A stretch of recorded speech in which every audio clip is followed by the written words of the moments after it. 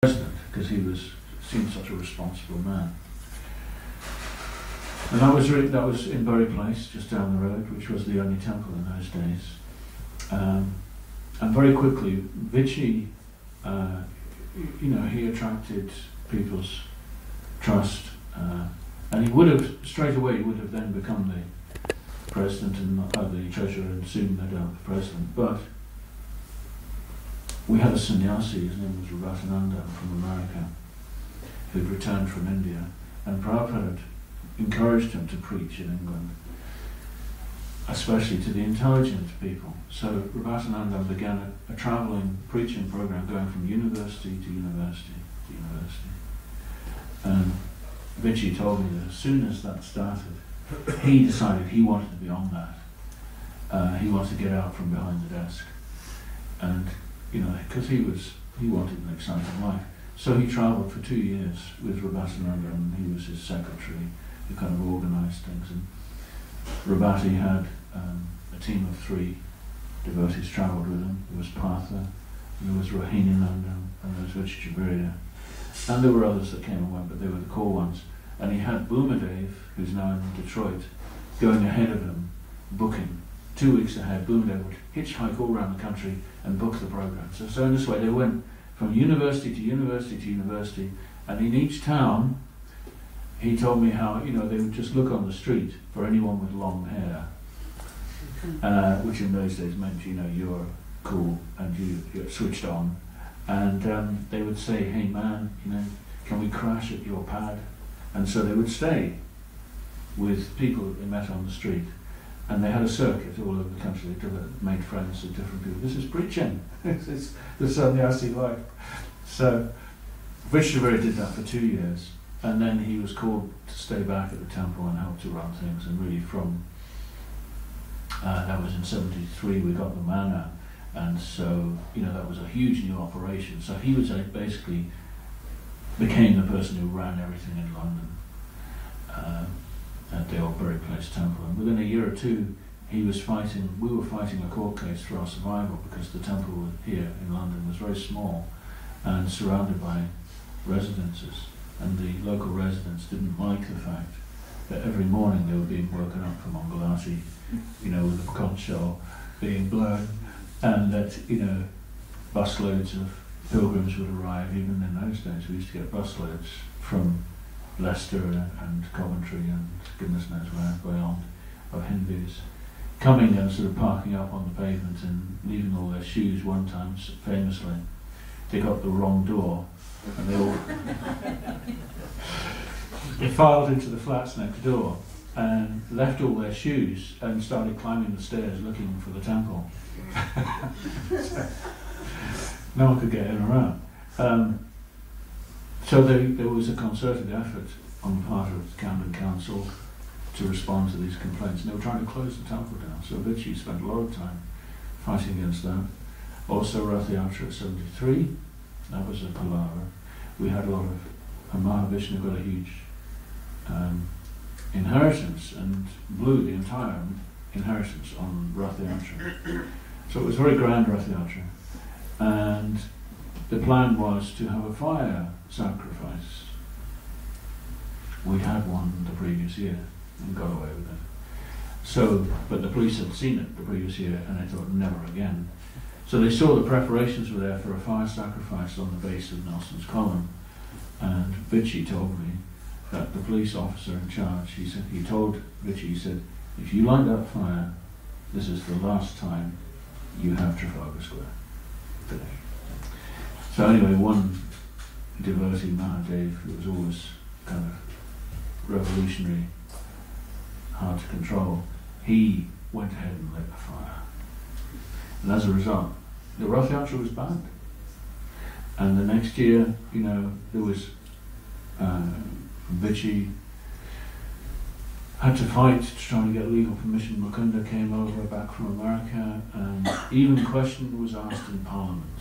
They organised such a campaign, and they went to meet with the Home Minister, the Home Secretary. And somehow or another, the police ban got overturned, but we weren't allowed a Rath Yatra car, so we had to carry the deities on extremely heavy palanquins made of scaffolding poles that were just unbelievably heavy, so it was actually very appropriate as Krishna to try to carry the Supreme Personality of Godhead. He's heavy. So Vinci was trying to fight, and the following year he did manage to get a small Rath Yatra car, and finally 75 we got the big car back again. So he was fighting to keep the very place temple open, he was fighting to re-establish Rath Yatra, and he was running the temple. And then after Jayatirtha arrived from America, he took over the Yatra as our GBC, and really things started to build wonderfully at the manor, and he called Vichy to the manor, then he became the president there. And he remained the president for a good many years, and then eventually became the national secretary, who was equivalent to pretty much to the GBC for the UK. But the thing is, that, and I've noticed this, that as soon as you get to be in charge of anything, you immediately make friends and enemies. People will criticize, no matter, whatever decision you make, some people are happy, some people are unhappy, and so you get your critics. But one extraordinary thing about Vichy is nobody ever seemed to criticize him because he was so gentle and fair-minded. And I remember him telling me once when he was president at the manor, and I was the president here in London, and I'm not really built for being, president of anything. It's not my nature to be a leader in that way. So I was asking Vichy, how should I do this? And Vichy said, well, it's very simple, I'm sure. All you have to do is just you walk around the, lots of devotees here in those days. I think we had rather more than now because it was the resident community, and it was 45. I think the others, maybe 40, you might have 50 living in this building. Because now we've got apartments, so it's very intense. And there was lots going on, as there is now. Anyway, he said, just walk around, go to every devotee, and just say, how are you? And chant Hare Krishna. That's all. Just care about the individuals. Let them know that you care, that you're interested in how they're doing. That's all you need to do, and chant. And so I guess that was his philosophy, and it worked very well. So Vichy was much loved, very unusual person in charge. He wasn't a guru or anything, he was just managing. Much loved. And then when Bhagavan came and took over here in this country, he and Vichy clashed, and so Vichy went to America. That was our misfortune. He went to Detroit, where he ran the temple there for many years.